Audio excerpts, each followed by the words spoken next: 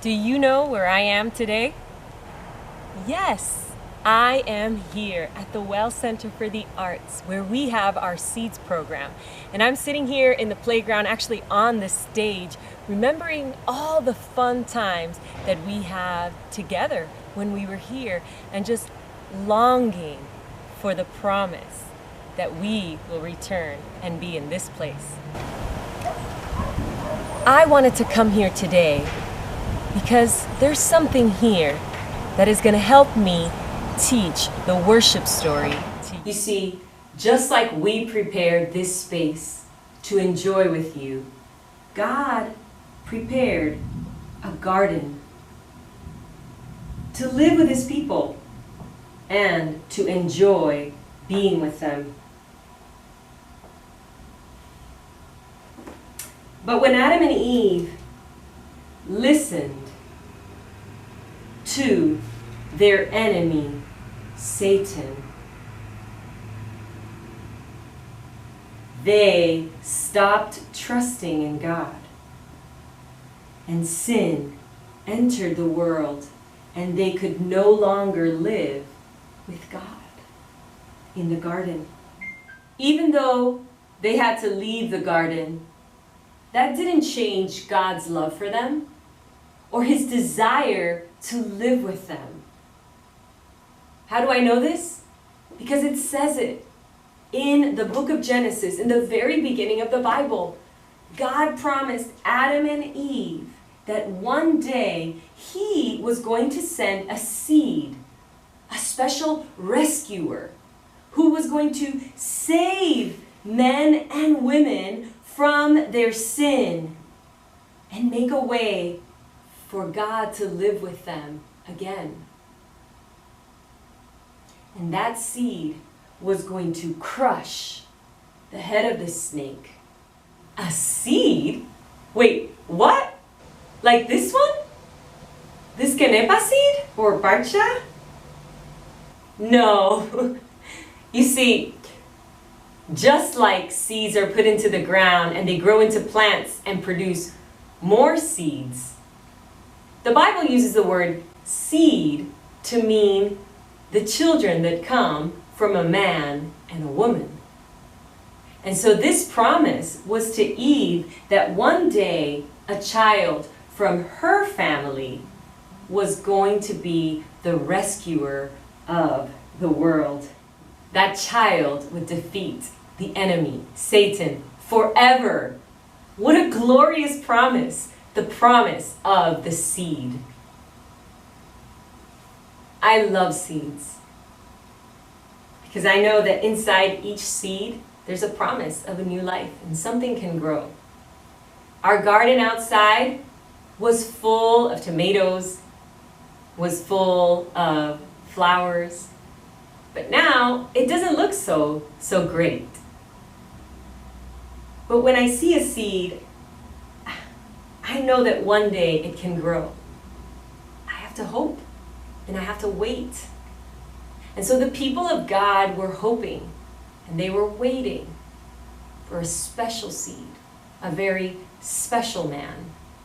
And because this man was so special, they had a name for him. And that name is Messiah. Can you say the word Messiah with me? Messiah is a very special name because it means that He is the promised one. He is the chosen one, the rescuer. And the people couldn't wait to see Him. Because their lives were hard. They were suffering the consequence of having turned their back on God. And they were waiting for almost 400 years. And we can't even imagine that. We have been waiting for 6 months to come back here. That's not even a year. And that's hard for us. Imagine waiting almost 400 years for the rescuer, the one who was going to save them forever to come.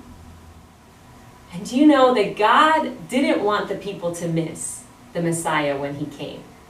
So He filled the Old Testament with clues so that we would know and so that God's people would know in the past who Messiah was. And those special clues that are inside the Old Testament are called prophecies. Prophecies are messages that are sent by God through his people, the prophets, his messengers.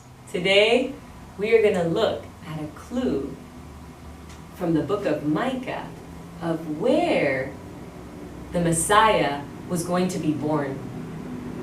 And in Micah chapter 5, it says, "But you, O Bethlehem, Ephratah, are only a small village among the people of Judah.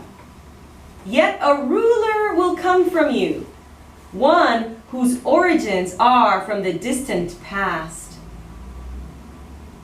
And he will stand to lead his flock with the Lord's strength in the majesty of the name of the Lord, his God.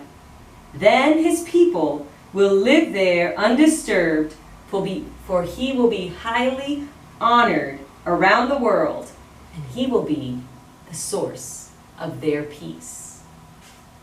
Oh, Bethlehem Ephrathah. Did you hear where the Messiah was going to be born? Yes, in Bethlehem. God chose a small town for the great rescuer, the Messiah, to be born. And we all know that that promise came true. Do you know the story about this very special man born in Bethlehem?